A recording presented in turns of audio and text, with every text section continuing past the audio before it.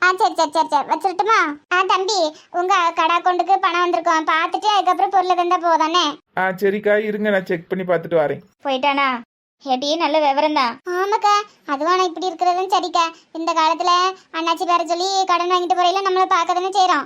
5-10 போட்டுன்னு விடலாம், லட்சக்கணக்கில் எப்படி விட முடியும்? அந்த பயிர் பண்றதும் சரிதான்.